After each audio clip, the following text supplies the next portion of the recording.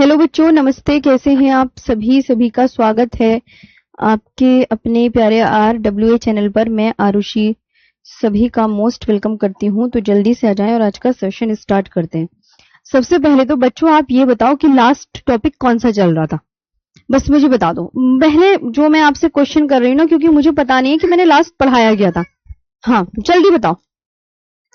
Last की PDF भी नहीं है मेरे पास, ये बता दो बस फटाफट कि आपको मुझे पढ़ाना क्या है, मुझे वो शब्द बता दो। हाँ, लाओ बताओ जल्दी से। अभी कोई फालतू बकवास नहीं, पहले आप मुझे ये बताओ कि पढ़ाना क्या है। पढ़ा ये बताओ, क्योंकि मुझे ये नहीं पता चल रहा है कि आपका होना कौन सा है। बताओ जल्दी जल्दी बताओ, स्पीड में। हाँ बेटा, लाओ।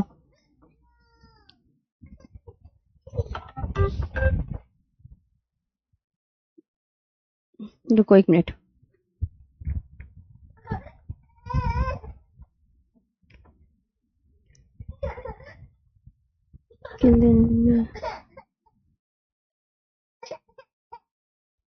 हाँ, नमस्ते मैम। बताओ जल्दी क्या पढ़ाना था।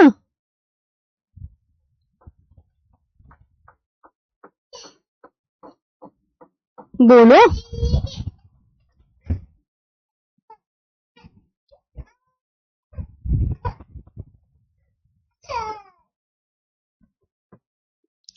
तापी नदी।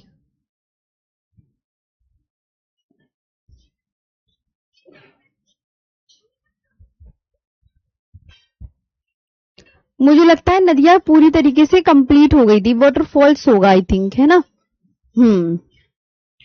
नदियां कंप्लीट हो गई है ना, मैंने बोला था नदियां कंप्लीट हो गई हैं। वाटरफॉल्स होगा ना। पहली बता दो कि क्या होगा, मैं पहली बता रही हूँ आपको।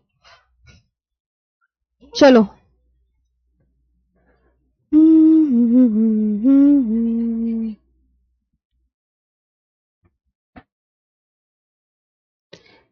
मैम पंबा नदी, ये सब हो गया ना तो ठीक है।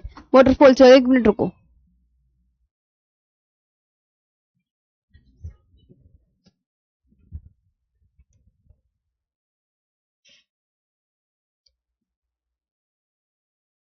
इतना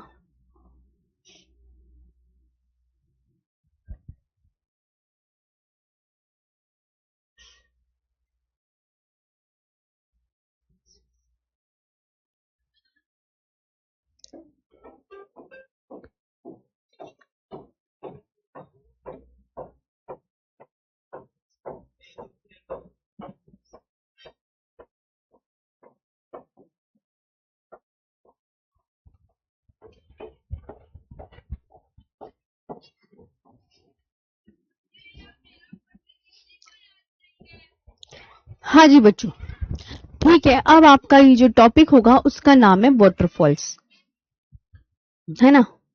तो चलो, वाटरफॉल्स तो एक फैक्चुअल ही है, तो हम यहाँ पर ध्यान से बात करते हैं। ये देखो, ये है जितने भी वाटरफॉल्स हैं। अब बच्चों आप ध्यान से सुनो, मैं यहाँ पर बात करने वाली हूँ जो इंपॉर्टेंट झरने हैं उसके बारे में हम पढ़ने जा रहे हैं। किसके बारे में हम पढ़ने जा रहे हैं? जो झरने हैं उसके बारे में हम पढ़ने जा रहे हैं। ये PDF आपको यहाँ पर ब्लर ही दिखेगी, लेकिन मैं इसे अगर यहाँ पर बड़ा कर देती हूँ तो ये आपको बहुत अच्छे से दिखेगी। ये आपको बहुत अच्छे से दिखेगी। तो यहाँ पर आप ये देखिए जी।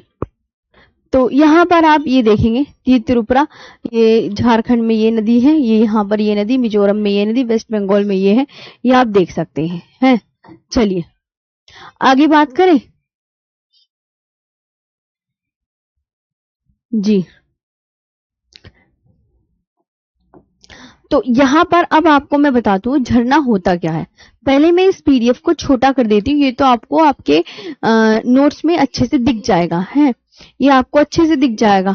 अब झरना, इसके बारे में हम पढ़ने जा रहे हैं कि ये, इसे झरना बोल सकते हैं, इसे वाटरफॉल बोल सकते हैं, इसे कुछ भी बोल सकते हैं। तो ये झरना है, ये बात आप बहुत अच्छे से याद रखेंगे। तो झरना यानी वाटरफॉल्स क्या मतलब होता है? किसी नदी आदि का,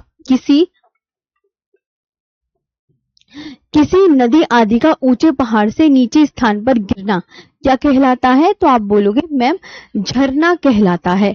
किसी नदी आदि का ऊंचे पहाड़ से नीचे स्थान पर गिरना, ये बताइए, किसी नदी आदि का ऊंचे पहाड़ से नीचे स्थान पर गिरना क्या कहलाता है?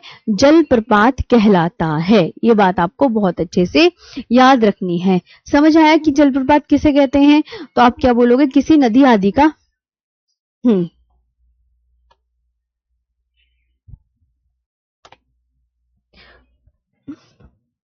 तो किसी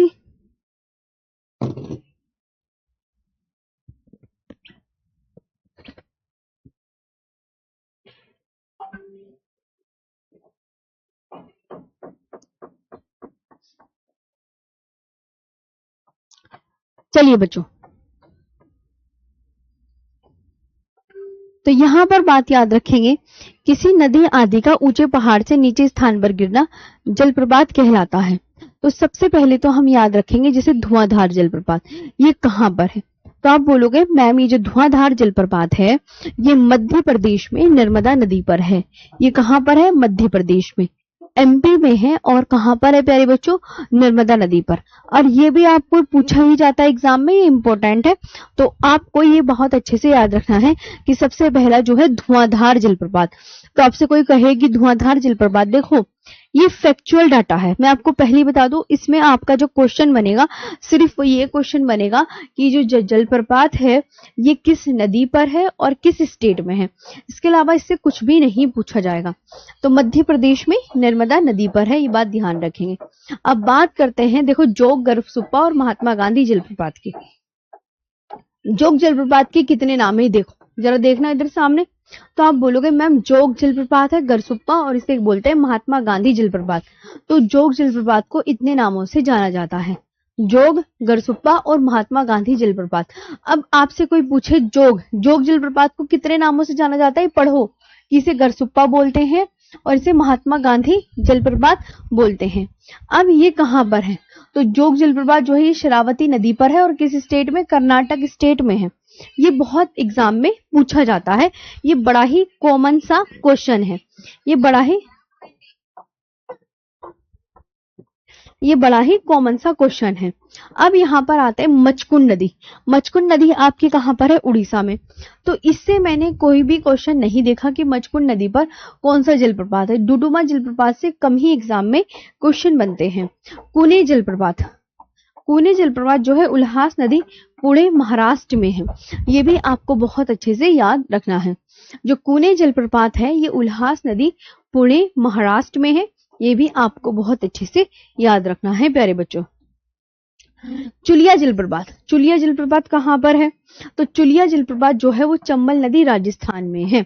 चुलिया जलप्रपात कहां पर है? तो आप क्या बोलोगे मैम जैसे चुलिया जलप्रपात चंबल नदी राजस्थान में। ये देखो इसी, अब मैं आपको इसमें बताऊं इंपॉर्टेंट कौन सा है, आ जाओ। ये इंपॉर्टेंट है और एक ये इंपॉर्टेंट है, ये इंपॉर्टेंट है। मैं आपको बता रही हूं जो एग्जाम में ऑलरेडी पूछ लिए गए, इसमें से ये तो आ गए हैं। आगे देखते हैं, चुलिया जलप्रपात, गोकक जलप्रपात कहां पर है? जो गोकक जलप्रपात है घाट प्रभा नदी पर, और किस स्टेट में है? तो घाट प्रभा नदी पर कर्नाटक स्टेट में है। कुचिकुल, मोस्ट इंपोर्टेंट, जो कुचिकल जलप्रपात है ये कर्नाटक में है और ये कितने मीटर हाइट पर है? ये देखो 455 मीटर हाइट पर है, ये याद रखना। और ये जो कुचिकल जलप्रपात है ये वराही नदी पर है और ये क्या है? ये भारत का सबसे ऊंचा जलप्रपात है। ये जो बच्चों कुचिकल है ना, कुचिकल, तो भारत का सबसे ऊंचा जलप्रपात आपको क्या मिलेगा? तो आप बोलोगे कुचिकल।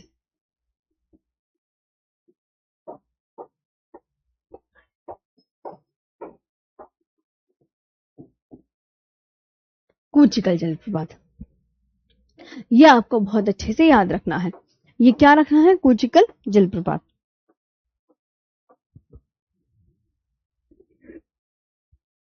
कुचिकल जलप्रपात, ठीक है, यहां तक क्लियर हो गया है। आगे बात कर लेते हैं। आगे ये भी बहुत इंपॉर्टेंट है कि शिव समुद्रम जलप्रपात। कौन सा प्यारे बच्चों? शिव समुद्रम जलप्रपात। अब जो शिव समुद्रम जलप्रपात है ये कहाँ पर है? तो आप बोलोगे ये मैम कावेरी नदी पर है। कावेरी नदी पर कर्नाटक में है। ये इंपॉर्टेंट है, ये हमेशा एग्जाम में पूछा ही जाता है, एग्जाम में आता ही आता है, ये बात आपको बहुत अच्छे से ध्यान रखनी है। अब ये है दूध सागर जलप्रपात। ये कहाँ पर है? मांडवी नदी गोवा में। ये कहाँ पर है? मांडवी नदी गोवा में। ये भी इम्पोर्टेंट है, ये भी इम्पोर्टेंट है। चित्रकूट जलप्रपात ये भी बहुत इम्पोर्टेंट है। ये इंद्रावती नदी छत्तीसगढ़ में है और इसे क्या कहा जाता है? इसे भारत का नियाग्रा जलप्रपात भी कहते हैं। इसे क्या कहते हैं? इसे भारत का नियाग्रा जलप्रपात भी कहते हैं। नियाग्रा जलप्रपात, ये कैसे इसे नियाग्रा जलप्रपात कहा जाता है? तो घोड़े के नाल के आकार की वजह से, ये कैसा दिखता है? घोड़े के नाल के आकार की वजह से, होने की वजह से इसे भारत का नियाग्रा जलप्रपात भी कहा जाता है। तो इसे यानी कि चित्रकूट जलप्रपात को क्या कहा जाता है? भारत का नियाग्रा जलप्रपात। दूध सागर जलप्रपात मांडवी नदी गोवा में। शिव समुद्रम जलप्रपात कावेरी नदी कर्नाटक में। ये बात याद रखेंगे। और दूसरी बात जो याद रखेंगे, कूचिकल जलप्रपात वराही नदी कर्नाटक में है। चुलिया जलप्रपात चंबल नदी राजस्थान में है। गोकक जलप्रपात घाटप्रभा नदी कर्नाटक में है, ये भी याद रखना है। बरकाना जलप्रपात ये कहाँ पर है? तो आप ये बोलोगे जैसे बरकाना जो जलप्रपात है ये सीता नदी कर्नाटक में है। थलियार जलप्रपात मझलार नदी तमिलनाडु में है। और इसका नाम क्या है? अन्य नाम रेड टेल जलप्रपात। इसका अन्य नाम क्या है? तो आप बोलोगे इसका अन्य नाम है रेड टेल जलप्रपात। इसका अन्य नाम क्या है? तो आप बताइए। इसका अन्य नाम है रेड टेल जलप्रपात। ठीक है। डुडुमा हुंड्रू जलप्रपात मोस्ट इंपोर्टेंट है, most important, very important. Hundru जलप्रपात स्वर्ण रेखा नदी झारखंड में है, ये भी याद रखेंगे। लिंगशांग जलप्रपात मेघालय में है। सोचीपारा जलप्रपात केरल में चलियार नदी पर है। थोसेघर जलप्रपात तरली नदी महाराष्ट्र में है। थोसेघर जलप्रपात जो है वो तरली नदी महाराष्ट्र में है, याद रखा जाए इतनी बात। तो इसमें से मैं आपको ये बता रही हूं कि ये एग्जाम में आ चुके, एसएससी जीडी के एग्जाम में ये भी आ गया है। जैसे मेघालय में आपको याद रखना है सोचीपारा जलप्रपात।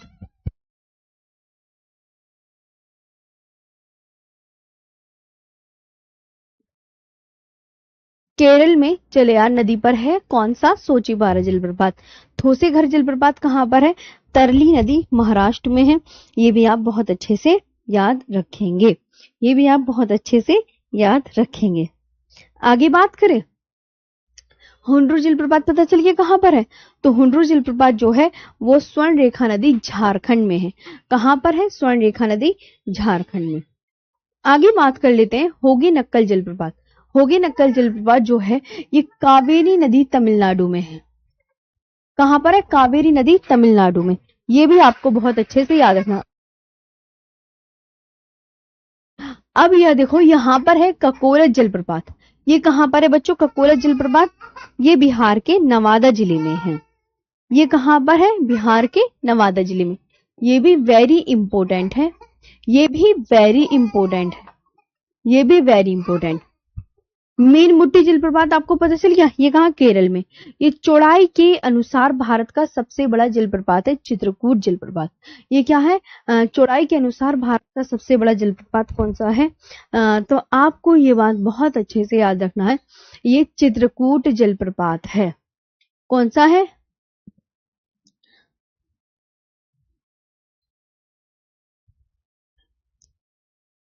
ये आपको बहुत अच्छे से याद रखना है। आगे बात करें तो इसमें मैं आपको ये बताते हुए चल रही हूँ, फैक्चुअल डाटा है बच्चों, फैक्चुअल डाटा पीडीएफ से ही होता है, ये बात ध्यान रखा करो। मैं इसे बाइलिंगुअल लिखूंगी तो आपका भी इसमें समय खराब होगा, क्योंकि मैंने आपको इसमें बता दिया है, आपसे यही पूछा जाएगा। जैसे ककोलत जलप्रपात है, तो ककोलत जलप्रपात है किस स्टेट में? पहले बात तो ये पता होना चाहिए। तो ककोलत जो जलप्रपात है ये बिहार में है, और ये बिहार में किस जिले में है? तो बिहार के नवादा जिले में है। मीनमुट्टी जलप्रपात ये कहां पर है? तो मीनमुट्टी जलप्रपात केरल में है। चौड़ाई के अनुसार ये क्या है? भारत का सबसे बड़ा जलप्रपात है। चौड़ाई के अनुसार भारत का सबसे बड़ा जलप्रपात है चित्रकूट जलप्रपात, ये आपको ध्यान रखना है। होगेनक्कल जलप्रपात कावेरी नदी तमिलनाडु में, ककोला जलप्रपात बिहार के नवादा जिले में, मीन मुट्टी जलप्रपात केरल में, और ये चौड़ाई के अनुसार जो है ये भारत का सबसे बड़ा जलप्रपात है। चौड़ाई के अनुसार भारत का सबसे बड़ा जलप्रपात चित्रकूट जलप्रपात है। प्यारे बच्चों, ये बात ध्यान रखेंगे। आयतन के अनुसार भारत का सबसे बड़ा जलप्रपात कौन सा है? आयतन के अनुसार भारत का जो सबसे बड़ा जलप्रपात है वो शिव समुद्रम जलप्रपात है। अब ये ऑलरेडी पीवाईक्यू में आ चुके। जैसे सिरकी जलप्रपात कहां पर है? अरुणाचल प्रदेश में। वेन्या जलप्रपात कहां पर है? मेघालय में। किंडम झरना कहां पर है? मेघालय में। ये बात आपको बहुत अच्छे से याद रखनी ही है। ठीक है,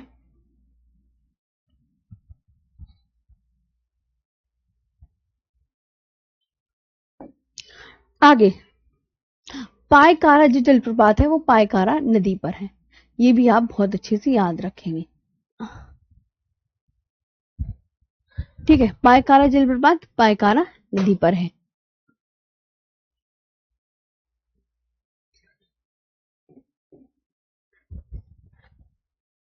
पायकारा जलप्रपात कहां पर है? तो आपको पता चल गया ना। तो आप ये बोलोगे मैम ये पायकारा जो जलप्रपात है ये पायकारा नदी पर है। आगे बात कर लेते हैं। अब ये न्यू टॉपिक यहां पर से स्टार्ट हो गया है। यहां डालो न्यू टॉपिक।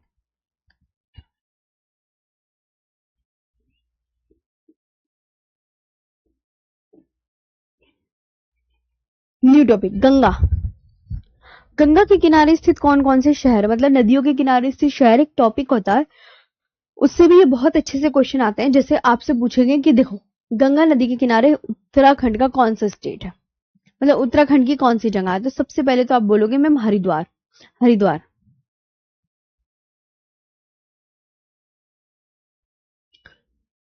जी जी, ये बात ध्यान रखें।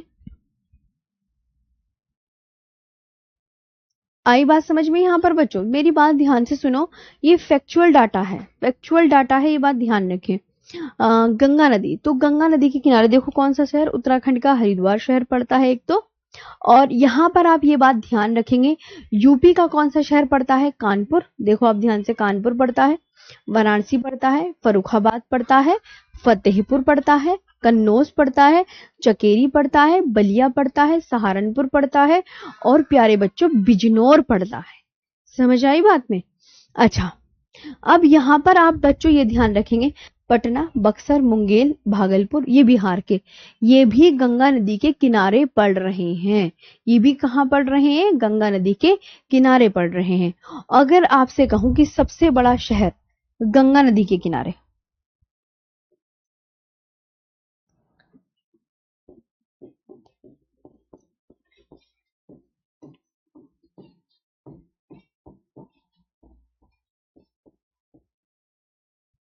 सबसे बड़ा शहर गंगा नदी के किनारे, तो आप क्या बोलोगे? कानपुर।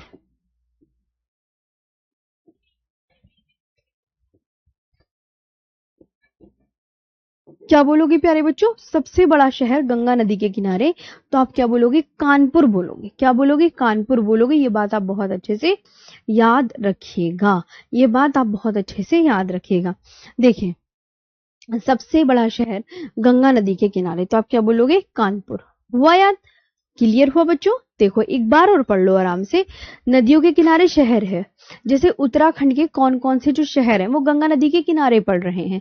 तो आप बोलोगे मैम उत्तराखंड का जो हरिद्वार है, एक तो ये गंगा नदी के किनारे पड़ता है। और दूसरी बात जो है, देखो यूपी के कौन कौन से पड़ रहे हैं? यूपी के जो पड़ रहे हैं कानपुर, वाराणसी, फर्रुखाबाद, फतेहपुर, कन्नौज, चकेरी, बलिया, सहारनपुर, बिजनौर और यूपी। ये बात आप ध्यान से याद रखें कि कानपुर हो गया, वाराणसी हो गया, फर्रुखाबाद हो गया, फतेहपुर हो गया, कन्नौज हो गया, चकेरी हो गया, बलिया हो गया, सहारनपुर हो गया, बिजनौर हो गया और यूपी हो गया। बिहार, बिहार के किनारे पटना, बक्सर, मुंगेर और भागलपुर। ये भी आपको बहुत अच्छे से याद रखना है। पटना, बक्सर, मुंगेर, भागलपुर, ये भी बिहार का भागलपुर।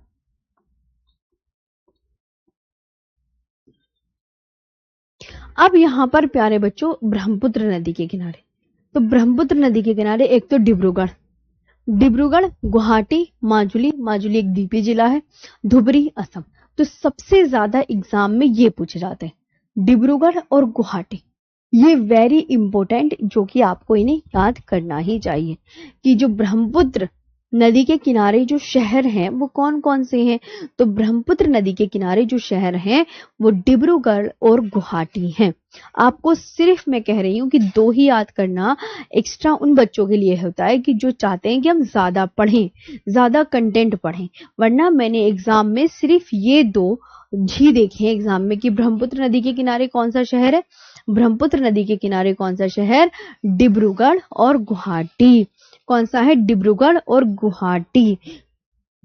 यमुना नदी के किनारे, यमुना नदी के किनारे एक आगरा और एक मथुरा, इसके अलावा कुछ आता नहीं। और ये याद रखो ये नई दिल्ली। प्यारे बच्चों बहुत ध्यान से सुनना है कि यमुना नदी के किनारे कौन सा शहर है। तो यमुना नदी के किनारे कौन सा शहर है, एक तो आगरा है, मथुरा है और प्यारे बच्चों नई दिल्ली है। तीन चीजें आप बहुत अच्छे से ध्यान रखेंगे, आगरा, मथुरा, नई दिल्ली। ओके ठीक है, यहां तक आया समझ में। देख लो, मतलब मैं आपको ये कहना चाह रही हूं कि बाकी के जो आपको दिख रहे हैं वो इतने इंपॉर्टेंट नहीं है, वो आपका मन है, आप पढ़ लीजिएगा आपको जैसे लगे। मतलब ये एग्जाम में जो पूछे जाते हैं उनके नीचे मैंने अंडरलाइन कर दी। आपसे पता है यमुना नदी को क्या कहा जाता है, खुला नाला। क्या कहते हैं कि मैंने ये भी क्वेश्चन पढ़ा था कि किस नदी को खुला नाला कहते हैं, किस नदी को बच्चों खुला नाला कहते हैं। तो खुला नाला किसे कहते हैं, यमुना नदी को खुला नाला कहते हैं। ध्यान याद रखेंगे, ठीक है, क्या कहते हैं, खुला नाला कहते हैं। तो यमुना नदी को क्या कहते हैं, खुला नाला कहते हैं। और यमुना नदी के किनारे स्थित शहर कौन से, दो याद रखो। तुम इधर सुन लो ध्यान से, मैं कह रही हूं ना, इधर देखो ध्यान से। ब्रह्मपुत्र नदी के किनारे दो शहर पढ़ो आप मेरे साथ। जब तक आप पढ़ोगे नहीं, इधर उधर दिमाग लगाओगे तो कुछ भी याद नहीं होगा आपका। पढ़ो मेरे साथ। आगे बात कर लेते हैं महानदी के किनारे। महानदी के जो किनारे हैं वो आप यहां पर ध्यान रखें, कटक है, संबलपुर, उड़ीसा। तो ये आप ध्यान रखें। गोदावरी नदी के किनारे राजमुंद्री आंध्र प्रदेश का है ना, नासिक, नांदेड़। इसमें से कौन कौन एग्जाम में आ चुके हैं, ये एग्जाम में आ चुका है कि आंध्र प्रदेश का राजमुंद्री शहर, मैं क्वेश्चन बना के आपसे पूछ रही हूं, ऐसे क्वेश्चन करेगा कि जो आंध्र प्रदेश का राजमुंद्री शहर है वो किस नदी के किनारे स्थित है। तो आंध्र प्रदेश का राजमुंद्री शहर किस नदी के किनारे है बच्चों, आंध्र प्रदेश का जो राजमुंद्री शहर है वो किस नदी के किनारे है, क्या लिखा हुआ है ये देखो यहां पर, गोदावरी नदी के किनारे। किस नदी के किनारे है, गोदावरी नदी के किनारे। और बस मैंने यही देखा, महानदी के किनारे कौन सा शहर है, कटक। कटक से ज्यादा क्वेश्चन पूछे जाते हैं, राजमुंद्री से ज्यादा क्वेश्चन आता है पेपर में। ये इंपॉर्टेंट है और एक ये इंपॉर्टेंट है मेरे हिसाब से।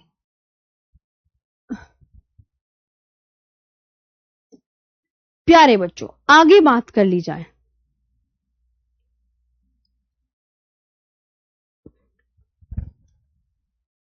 कृष्णा नदी के किनारे विजयवाड़ा, ये इंपॉर्टेंट है,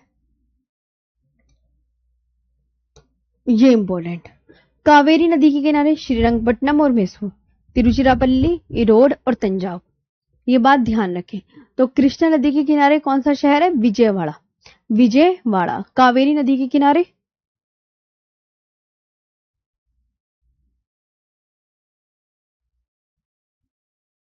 श्रीरंगपट्टनम और मैसूर, तिरुचिरापल्ली, इरोड, तंजावुर, ये भी ध्यान रखेंगे।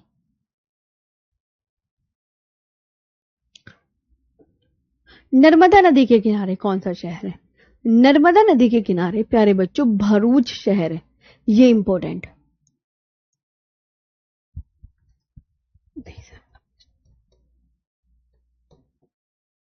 बस मैंने यही एग्जाम में देखा है, सूरत, ये देखा हुआ एग्जाम में।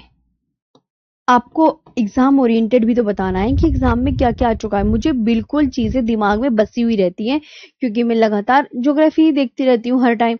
तो नर्मदा नदी के किनारे कौन सा शहर? भरूच। भरूच किस स्टेट में पड़ता है? गुजरात में। ये ऐसे क्वेश्चन बनेगा। सूरत, सूरत के लास्ट में क्या है? तरबूज। तो जो है तापी नदी के किनारे कौन सा शहर है?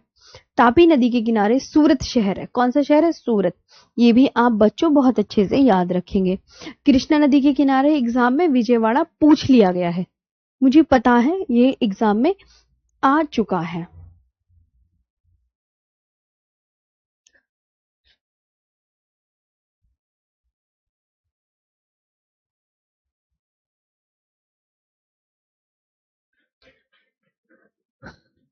सरयू।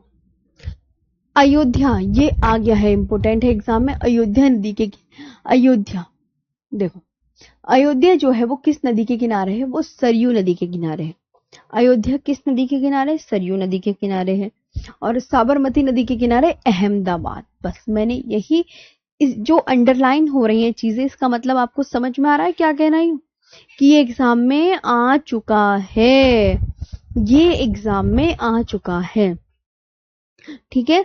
ये कि सरयू नदी के किनारे अयोध्या, साबरमती नदी के किनारे अहमदाबाद है, और नर्मदा नदी के किनारे भरूच शहर है, तापी नदी के किनारे सूरत शहर है, कृष्णा नदी के किनारे विजयवाड़ा है, ये याद रखेंगे। और महानदी के किनारे कटक और संबलपुर है। गोदावरी नदी के किनारे प्यारे बच्चों राजमुंद्री है और नासिक है। तो ये यहाँ पर आपको बहुत अच्छे से याद रखना है। वेगई नदी के किनारे मदुरई। मदुरई भी हमेशा मैंने एग्जाम में देखा है। मदुरई इंपॉर्टेंट है। मदुरई पड़ता किस स्टेट में? ये ध्यान से देखो। तो मदुरई जो पड़ता है वो तमिलनाडु स्टेट में पड़ता है। मदुरई किस स्टेट में पड़ता है? तो मदुरई तमिलनाडु स्टेट में पड़ता है। स्वर्ण रेखा नदी के किनारे, बिल्कुल पूछा जाता है, देखा हुआ है मैंने, एग्जाम में आया हुआ है, राउरकेला। गोदावरी नदी के किनारे लखनऊ। और राउरकेला किस स्टेट में? झारखंड में। गोदावरी नदी के किनारे कौन पड़ता है? लखनऊ, जौनपुर, सुल्तानपुर, ये यूपी में। तो ये बात आप बहुत अच्छे से याद रखेंगे।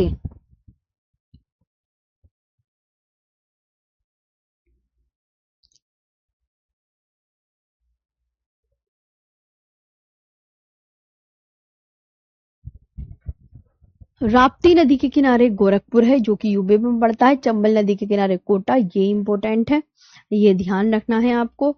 और हिंडन नदी के किनारे, हिंडन नदी के किनारे गाजियाबाद, गाजियाबाद जो कि यूपी में पड़ता है। गाजियाबाद कहाँ पड़ता है? यूपी में। शिप्रा नदी के किनारे उज्जैन। तो हिंडन भी आ गया है एग्जाम में। मैंने कि हिंडन नदी के किनारे कौन सा शहर है, मतलब हिंडन नदी आपको पता है कि गाजियाबाद में है। और शिप्रा नदी के किनारे ये भी, ये नहीं देखा मैंने, इसके छोड़ो।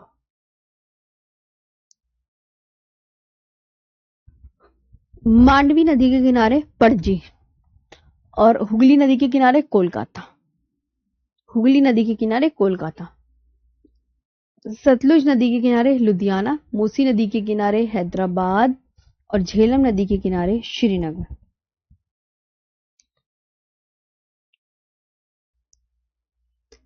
इंद्रावती नदी के किनारे जगदलपुर। मंदाकिनी नदी के किनारे गुप्तकाशी। ये भी, ये नहीं आते एग्जाम में।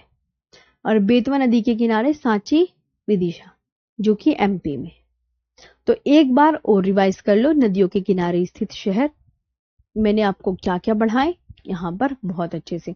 और मैंने आपसे ये बोला है बच्चों कि आपको सिर्फ इंपॉर्टेंट याद रखें।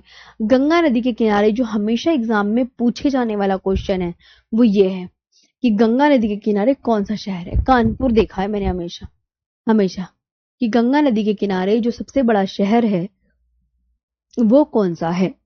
तो गंगा नदी के किनारे जो सबसे बड़ा शहर है वो प्यारे बच्चों कानपुर है। वो कौन सा है? कानपुर। जी हाँ जी प्यारे बच्चों, आपको एक बात बताऊं। यहाँ पर ये देखो कि नदियों के किनारे स्थित शहर है, ये फैक्चुअल डाटा है, ये बात आप बहुत अच्छे से ध्यान रखोगे। ठीक है, ये फैक्चुअल डाटा है, यहाँ पर आपको मन लगाकर पढ़ना है। तो अब इसका रिवीजन कर लीजिएगा ध्यान से कि गंगा नदी के किनारे कानपुर। आपसे ये वन लाइनर जिसको बोलते हैं ना वन लाइनर, ये वो है, इसमें थ्योरी नहीं है। आपको ये समझने की कोशिश करनी है कि ये थ्योरी नहीं है, ये फैक्चुअल डाटा है। इसमें सिर्फ ये पूछा जाता है कि गंगा नदी के किनारे सबसे बड़ा शहर कौन सा है। 4 ऑप्शन मिलेंगे, बताओ। कानपुर है, मुंगेर है, भागलपुर है या सहारनपुर है। तो आप किस पर टिक कर कर आओगे? तो आप बोलोगे मैम आप गंगा नदी पर टिक कर कर आओगे, ऐसी तो बोलोगे, है ना? है ना? अब ब्रह्मपुत्र, डिब्रूगढ़, मैंने आपसे पूछा कि डिब्रूगढ़ किस नदी के किनारे स्थित है, चलिए बता दीजिए। डिब्रूगढ़ किस नदी के किनारे स्थित है, बताओ बच्चों। तो डिब्रूगढ़ जो है वो ब्रह्मपुत्र नदी के किनारे स्थित है। खुला नाला किसे कहते हैं? यमुना नदी को खुला नाला कहते हैं। क्या कहते हैं प्यारे बच्चों? यमुना नदी को खुला नाला कहते हैं। यमुना नदी के किनारे आगरा, मथुरा शहर हैं, जो कि आपके एग्जाम में बच्चों पूछा जा चुका है। प्लीज ध्यान से पढ़ो, आप सबसे रिक्वेस्ट है। ये फैक्चुअल डाटा है, ये वन लाइनर है, इसमें कोई थ्योरी नहीं है। आप खुद समझना नहीं चाहोगे तो मैं आपको कैसे समझाऊंगी? समझ में आ रही है? मैं आपसे ये पूछ रही हूँ, क्वेश्चन एग्जामिनर ये करेगा। देखो क्वेश्चन भी लिखकर बताती हूँ कि खुला नाला किस नदी को कहते हैं। लो क्वेश्चन ऐसे होगा, खुला नाला, मैंने बिल्कुल प्रॉपर बता रही हूं ना कि किस तरीके से क्वेश्चन आएंगे। खुला नाला किस नदी को कहते हैं?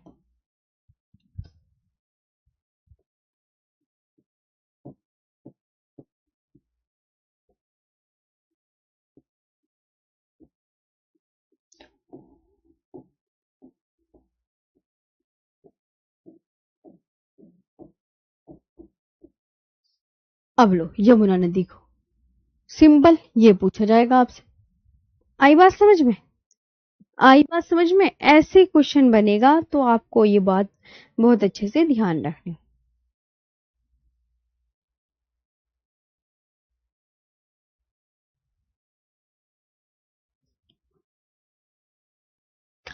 अब एग्जामिनर पूछेगा कटक किस नदी के किनारे है। मैं क्वेश्चन बता देती हूं तुम्हें, वरना ये दिमाग में रहेगा कटक। कटक किस नदी के किनारे स्थित है। तो आप क्या बोलोगे? कटक किस नदी के किनारे है बच्चों? महानदी के किनारे। ये है महानदी के किनारे, है ना? फिर क्वेश्चन आएगा राजमुंद्री किस नदी के किनारे है। राजमुंद्री, ऐसे क्वेश्चन बनेगा बस। इसमें आपको कुछ जताना नहीं, कुछ बताना नहीं, कोई मैप नहीं, कुछ नहीं। राजमुंद्री किस नदी के किनारे? चलो बताओ, चलो जल्दी से बताओ आप। तो आप क्या बोलोगे? गोदावरी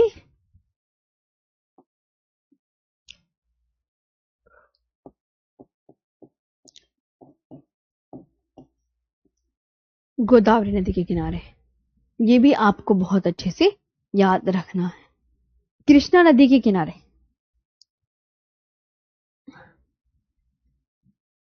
विजयवाड़ा, जो कि आंध्र प्रदेश में है, और सांगली महाराष्ट्र में। तो बस ये इंपॉर्टेंट, मैं इंपॉर्टेंट बता रही हूं। नर्मदा नदी के किनारे भड़ोच, जो कि गुजरात में है। तापी नदी के किनारे सूरत, जो कि गुजरात में है। सरयू नदी के किनारे अयोध्या, जो कि यूपी में है। साबरमती नदी के किनारे अहमदाबाद। वेगई नदी के किनारे कौन सा है? मदुरई, जो कि तमिलनाडु में। तमिलनाडु में। स्वर्ण रेखा नदी के किनारे राउरकेला। गोदावरी नदी के किनारे लखनऊ, जौनपुर, सुल्तान, जो कि यूपी में है।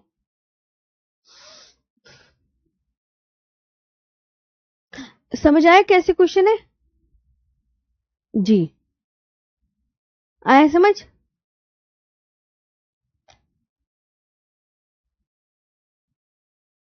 जी, आगे बात करते हैं। आगे बात यहां पर ध्यान से सुनेंगे सभी प्यारे बच्चे, देखिए ध्यान से। तो यहां पर आपको ये देखना है, चंबल नदी के किनारे कौन सा शहर है? आप ही मुझे बताएं, बताओ। मैं पहले आपसे एक एक क्वेश्चन पूछती थी जब हम ऐप पे पढ़ते थे, तो आप एक एक क्वेश्चन आराम से बता देते थे। आज नहीं बता रहे हो, मत बताओ, कोई नहीं, अपने ही नुकसान कर रहे हो। चंबल नदी के किनारे कौन सा शहर है? मैं आपसे क्वेश्चन कर रही हूँ तो तभी तो आपको 4 ऑप्शन मिलेंगे। मैं आपको 4 ऑप्शन दे रही हूँ, कोटा है, ग्वालियर है, गोरखपुर है, कौन सा है? बताइए कौन सा है। तो आप बोलोगे मैम चंबल नदी के किनारे जो शहर है उसका नाम है कोटा। उसका नाम क्या है प्यारे बच्चों? कोटा है। और ग्वालियर भी है, तो एग्जाम में ये नहीं आता। मांडवी नदी के किनारे पणजी। और हुगली नदी के किनारे कौन सा शहर है? हुगली नदी के किनारे कोलकाता शहर है। मूसी नदी के किनारे कौन सा शहर है? हैदराबाद। झेलम नदी के किनारे प्यारे बच्चों कौन सा शहर है? तो आप क्या बोलोगे? श्रीनगर है, श्रीनगर। तो ये इंपॉर्टेंट टॉपिक आपका यहां पर फिनिश हो गया है। नेक्स्ट ये आता है न्यू टॉपिक, डैम, परियोजनाएं।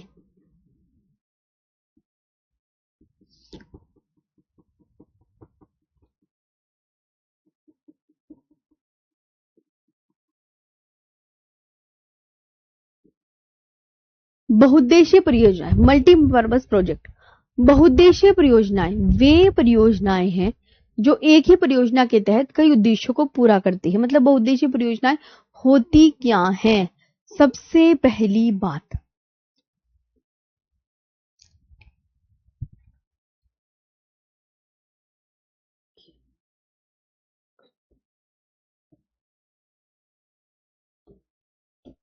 प्यारे बच्चों बहुत अच्छे से ध्यान रखना है। बहुउद्देशीय परियोजनाएं वे परियोजनाएं हैं जो एक ही परियोजना के तहत कई उद्देश्यों को पूरा करती हैं, जैसे कि बाढ़ नियंत्रण, जल विद्युत उत्पादन, सिंचाई, बाढ़ नियंत्रण, पेयजल आपूर्ति और नौकायन। परियोजनाओं को भारत के प्रथम प्रधानमंत्री जवाहरलाल नेहरू जी ने क्या कहा? आधुनिक भारत का मंदिर कहा। क्या कहा? आधुनिक भारत का मंदिर कहा था। मतलब किस व्यक्ति ने परियोजनाओं को आधुनिक भारत का मंदिर कहा? तो तुम्हारा एकदम से क्वेश्चन का आंसर क्या आएगा?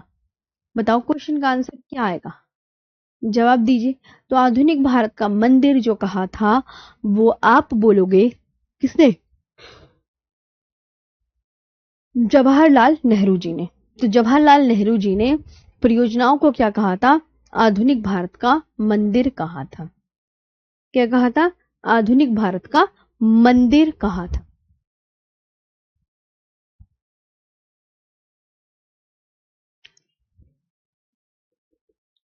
अब आगे बात करते हैं भारत की प्रमुख बहुउद्देशीय नदी घाटी परियोजनाएं। सबसे पहली जो थी, अगर मैं आपसे कहूं, ये पहली ही लाइन से क्वेश्चन पूछा जाएगा कि स्वतंत्र भारत की पहली बहुउद्देशीय परियोजना का नाम बताओ। जब हमारा देश आजाद हो गया था उसके बाद पहली बहुउद्देशीय परियोजना का नाम क्या है? तो जब हमारा देश यानी कि स्वतंत्र भारत की पहली बहुउद्देशीय परियोजना कौन सी है? तो आप बोलोगे दामोदर नदी घाटी, दामोदर नदी घाटी परियोजना है। ये स्वतंत्र भारत की पहली बहुउद्देशीय परियोजना है। अब सबसे ज्यादा इंपॉर्टेंट क्वेश्चन दूसरा, ध्यान से सुनो, कि जो स्वतंत्र भारत की पहली बहुउद्देशीय परियोजना थी उसकी स्थापना कब हुई थी? उसकी स्थापना 7 जुलाई 1948 में यूएसए की टेनेसी घाटी परियोजना के आधार पर हुई थी। और ये कितने राज्यों की संयुक्त परियोजना है? तो ये झारखंड, वेस्ट बंगाल प्लस बिहार की संयुक्त परियोजना है। ये आपको ध्यान रखना है। तो ये क्या है? दामोदर नदी घाटी परियोजना, ये स्वतंत्र भारत की पहली बहुउद्देशीय परियोजना। इसकी स्थापना 7 जुलाई 1948 में यूएसए की टेनेसी नदी घाटी परियोजना के आधार पर। ये झारखंड, वेस्ट बंगाल और बिहार की क्या है? संयुक्त परियोजना है। It is a joint project of Jharkhand, West Bengal and Bihar. ये बात आपको पता होनी चाहिए। अब देख लो आप, तो स्वतंत्र भारत की पहली बहुउद्देशीय परियोजना क्या है? तो स्वतंत्र भारत की जो पहली बहुउद्देशीय परियोजना है वो है दामोदर नदी घाटी परियोजना। इसकी स्थापना 7 जुलाई 1948 में यूएसए की टेनेसी घाटी परियोजना के आधार पर हुई। ये किस स्टेट की संयुक्त परियोजना है? झारखंड, वेस्ट बंगाल और बिहार की संयुक्त परियोजना है। ये आपको बहुत अच्छे से याद रखना है। हो गया, समझ में आया? इसमें आपको कोई दिक्कत परेशानी? दामोदर नदी घाटी परियोजना में पूछा जाता है स्वतंत्र भारत की पहली बहुउद्देशीय परियोजना कौन? तो आपका नाम दामोदर। स्वतंत्र भारत की पहली, तो first multipurpose project of independent India, तो आप बोलोगे मैम ये है दामोदर नदी घाटी परियोजना। इसकी स्थापना कब हुई थी? 7 जुलाई 1948 में। और किस टेनेसी घाटी परियोजना की? यूएसए में। यूएसए यानी कि अमेरिका की टेनेसी नदी घाटी परियोजना के आधार पर, है ना। ये किस किस स्टेट की संयुक्त परियोजना है? झारखंड, वेस्ट बंगाल और बिहार की संयुक्त परियोजना है। ये बात आप बहुत अच्छे से याद रखेंगे।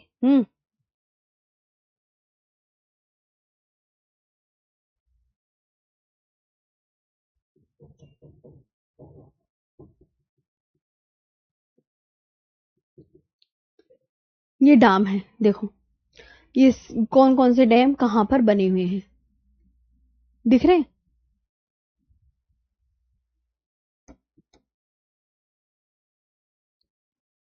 यहाँ पर आप देखेंगे ये सलाल प्रोजेक्ट है, ये भाखड़ा नांगल डैम है, ये टिहरी डैम है, ये राणा प्रताप सागर डैम है, ये सरदार सरोवर डैम है, ये हीराकुंड बांध है।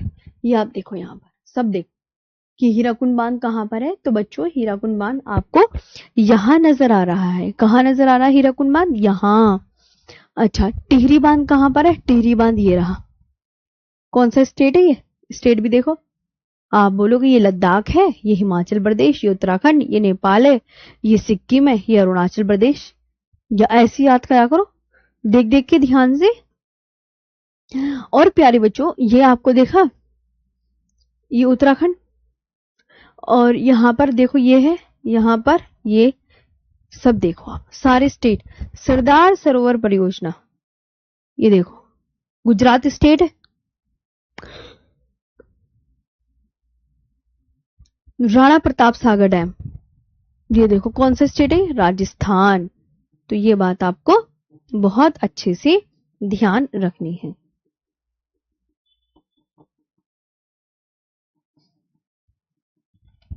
हाँ जी,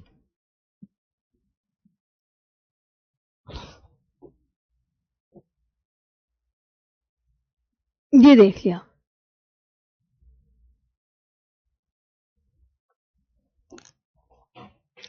अब मैं आगे आपको बताती हूँ।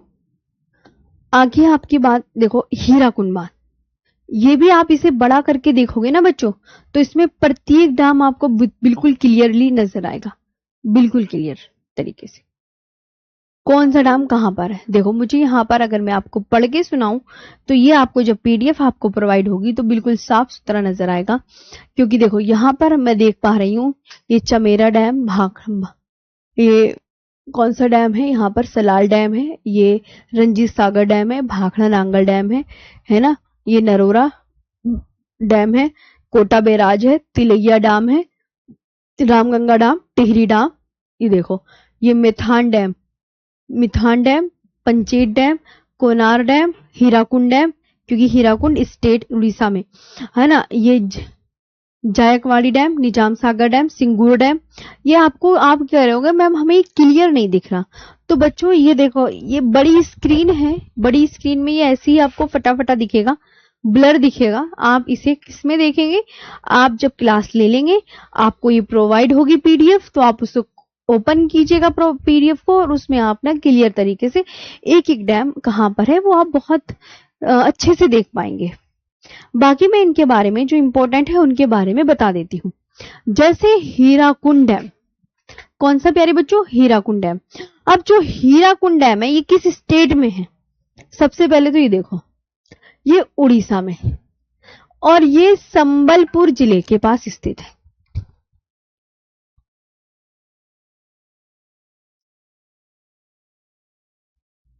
यह बांध किस नदी पर बना हुआ है? यह बांध महानदी पर बना हुआ है और यह विश्व का सबसे लंबा मिट्टी का बांध है। इसकी कुल लंबाई कितनी है? इसकी कुल लंबाई 25.8 किलोमीटर है। देखो, और इसका निर्माण कब शुरू हुआ था? तो 1948 में शुरू हुआ। इसे 2021 को रामसर स्थल घोषित किया गया और इसका जो उद्घाटन है वो 1957 को तत्कालीन प्रधानमंत्री किसने किया था? इसका जो उद्घाटन है तो इनॉग्रेटेड जो किया था वो जवाहरलाल नेहरू जी ने किया था।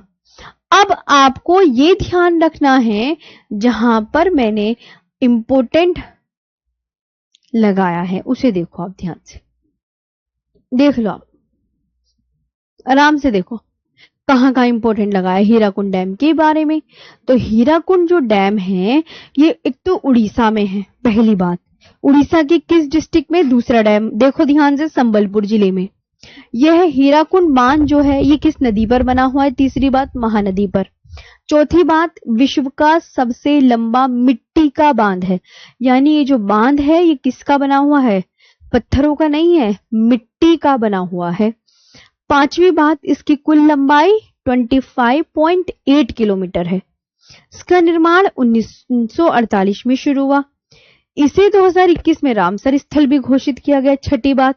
सातवीं बात, इसका जो उद्घाटन है वो 1957 में तत्कालीन प्रधानमंत्री, उस समय जो पीएम थे वो जवाहरलाल नेहरू जी ने किया था। किन्होंने किया था प्यारे बच्चों? तो जवाहरलाल नेहरू जी ने किया था। समझ आया जी?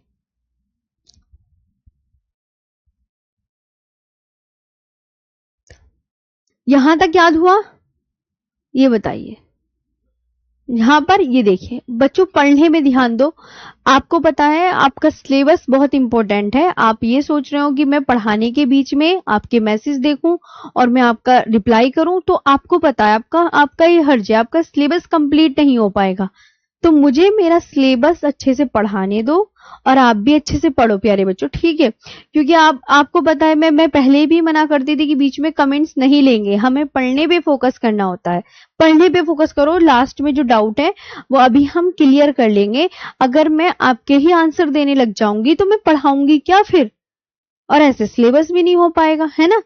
तो अभी आप पढ़ो, चुपचाप होकर पढ़ो। चलो इधर देखो, फिंगर ऑन योर लिप्स। तो हीराकुंड बांध ये कहां पर है? ध्यान से इतनी चीजें याद की आपने, कितना चीजें बताया मैंने। इस हीराकुंड बांध के ही विषय में मैंने 10 पॉइंट आपको यहां पर बताए।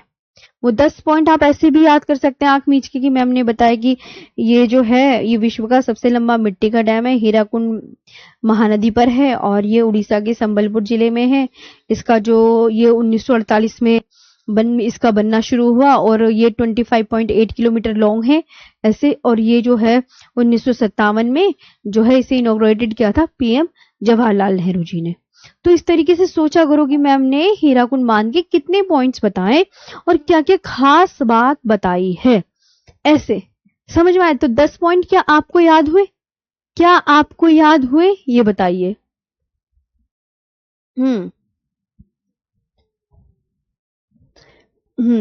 ये बच्चों फैक्चुअल डाटा है, इसमें जल्दी और कम देरी की कोई बात ही नहीं है। ये भी ध्यान रखा करो, तुम कुछ भी अपने मन से कुछ भी बोलते रहते हो। ये जो है ये फैक्चुअल डाटा है। अब मैं फैक्चुअल डाटा लिखने बैठूंगी तो बहुत टाइम लग जाएगा। इसके बारे में इंपॉर्टेंट था। अब मेरी बात सुनो, टिहरी बांध भी पढ़ो। टिहरी बांध मेरे हिसाब से बहुत इंपॉर्टेंट है। जो टिहरी बांध है ये भारत का सबसे ऊंचा बांध है। क्वेश्चन एग्जाम में मिलेगा ही मिलेगा डेफिनेटली देखने को कि टिहरी बांध जो है भारत का सबसे ऊंचा बांध है, जिसकी ऊंचाई लगभग 260.5 मीटर और लंबाई 592 मीटर है। यह बांध उत्तराखंड के टिहरी गढ़वाल जिले में भगीरथी नदी पर बना है। लंबाई ऊंचाई याद रखो, ये बांध कहां पर है? उत्तराखंड के टिहरी गढ़वाल जिले में भगीरथी नदी पर बना है। इसका निर्माण 1978 में शुरू हुआ और 2006 में पूरा हुआ, जिसमें पूर्व सोवियत संघ का तकनीकी सहयोग शामिल था। ये भी आप बहुत अच्छे से याद रखेंगे। आया समझ?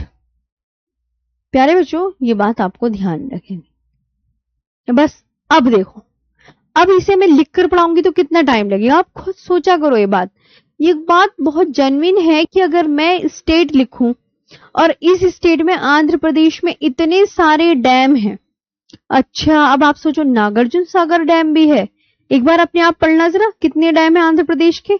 खुद सब समझदार हैं, सब यहाँ पर अपने डैम पढ़ो कि अच्छा आंध्र प्रदेश में इतने सारे डैम हैं। पहला नाम नागार्जुन सागर डैम, दूसरा पोलावरम सिंचाई परियोजना, तीसरा सोमाशिला बांध, चौथा रामागुंडम परियोजना है और पांचवा है श्रीशैलम परियोजना। ये आंध्र प्रदेश के डैम है। याद किए? वेरी गुड, याद किए। अब ये दूसरी बात ये याद करो कि ये किस नदी पर है। ये किस नदी पर है? जैसे नागार्जुन सागर जो डैम है वो कृष्णा नदी पर है। किस नदी पर है? कृष्णा नदी पर। पोलावरम सिंचाई परियोजना ये किस नदी पर है? ये गोदावरी नदी पर है। सोमाशिला बांध किस नदी पर है? तो प्यारे बच्चों, जो सोमाशिला बांध है ये पिन्नार नदी पर है। रामागुंडम परियोजना ये किस नदी पर है? तो रामागुंडम परियोजना ये गोदावरी नदी पर है। श्रीशैलम परियोजना ये किस नदी पर है? ये कृष्णा नदी पर। तो अब तुम्हें कितना बोझ आ गया तुम्हारे दिमाग में, अरे मैम अच्छा आंध्र प्रदेश में इतने सारे डैम हैं। पहले तो तुम इतने सारे डैम पढ़ो आराम से, फिर ये सोचो कि अच्छा ये डैम इस नदी पर है, ये भी फोकस करना होगा। तो बताओ कितनी ध्यान से सुनने वाली चीज है कि आंध्र प्रदेश में एक तो नागार्जुन सागर डैम, पोलावरम सिंचाई परियोजना, सोमाशिला डैम, रामागुंडम परियोजना, श्रीशैलम परियोजना, और मैं सारे इंपॉर्टेंट है। नागार्जुन सागर बांध किस नदी पर है? कृष्णा नदी पर। पोलावरम सिंचाई परियोजना किस नदी पर? गोदावरी नदी पर। सोमाशिला बांध किस नदी पर? पेन्नार नदी पर। रामागुंडम परियोजना किस नदी पर? गोदावरी नदी पर। श्रीशैलम परियोजना किस नदी पर? तो आप क्या बोलोगे? कृष्णा नदी पर है। तो सोचा आपने? बताओ, बताइए जल्दी से फटाफट बताइए। यहां तक हुआ?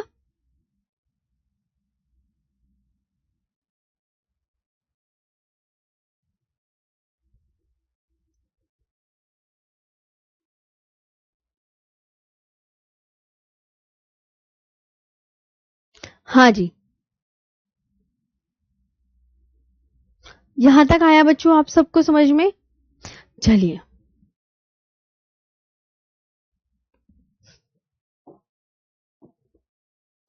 राजस्थान के डैम देखो। राजस्थान जवाहर सागर परियोजना। जवाहर सागर परियोजना किस नदी पर? चंबल नदी पर। राणा प्रताप सागर परियोजना चंबल नदी पर। इसरदा बांध बनास नदी पर। कोटा बैराज चंबल नदी पर। मोरेल बांध मोरेल नदी पर। मणिपुर में तिपाई मुख परियोजना है। मणिपुर में कौन सी परियोजना है? टिपाई मुख परियोजना है बराक नदी पर। टिपाई मुख परियोजना है बराक नदी पर। तो राजस्थान में क्या है? जवाहर सागर परियोजना चंबल नदी पर। राणा प्रताप सागर परियोजना चंबल नदी पर। इसरदा बांध बनास नदी पर। कोटा बैराज चंबल नदी पर। मोरेल बांध बच्चों मोरेल नदी पर है। और टिपाई मुख परियोजना किस नदी में है? बराक नदी पर है। अब देखो,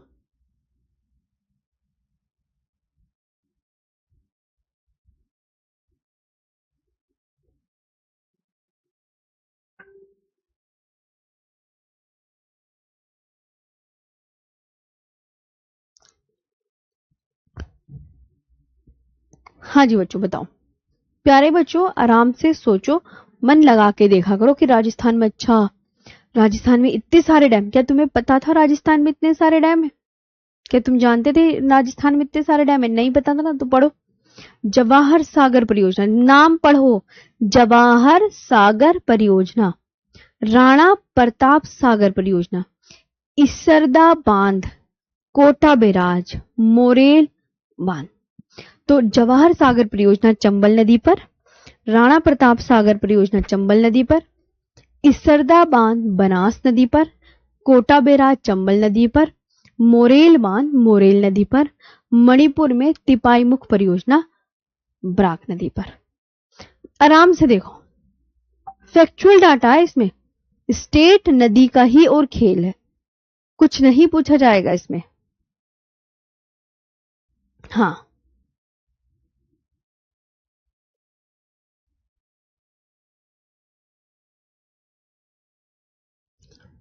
आया समझ?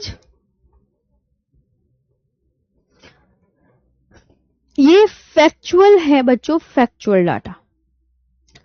तो आराम से इसे कर लो, अपनी कॉपी में भी इसे कर लाना, जितने भी डैम वगैरह हैं, और कल मैं इसके आगे ही आपको बता दूंगी।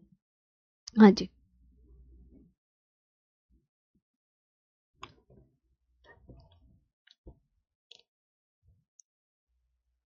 मैंने राजस्थान के डैम पढ़ा दिए ना आपको, बस। तो कॉपी में कर लाना, बाकी तो तुम्हारा काम वैसे ही होगा। भाई आपको ये फर्स्ट डे भी क्लास में बोला गया था, आप सब समझदार हो कि जो फैक्चुअल डाटा होगा वो लिखकर नहीं पढ़ाया जाएगा। आपकी 45 डेज की क्लास है, 45 डेज में अगर मैं ये लिखकर पढ़ाऊंगी ये टॉपिक डैम का, तो ये लगा लो इसमें 5 दिन फिनिश हो जाएंगे बाइलिंगुअल बढ़ाने में। आप एक सामने वाले का भी तो सोचा करो, जो थ्योरी है वो मैं लिखकर ही पढ़ाऊंगी, वो मैंने तो आपसे बोला भी था, लेकिन आप कुछ समझते ही नहीं, कुछ मानते ही नहीं है, अपने मन की चलाते रहते हैं।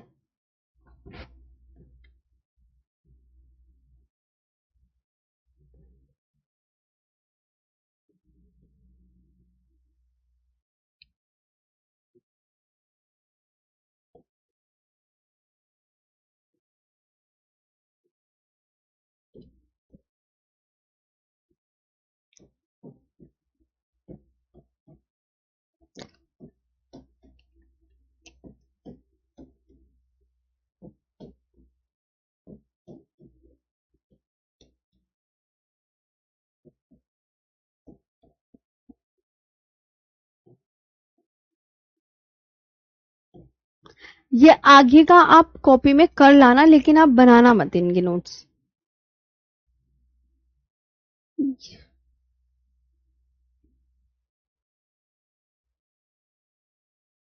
लो आगे कॉपी में कर लाना, लेकिन है ना, मैंने पूरे ही डैम दे दिए हैं, ये कॉपी में कर लाना तुम बच्चों। फिर आके राजस्थान के बाद से ही मैं समझा दूंगी आपका। फैक्चुअल डाटा है, इतना तो समझा करो।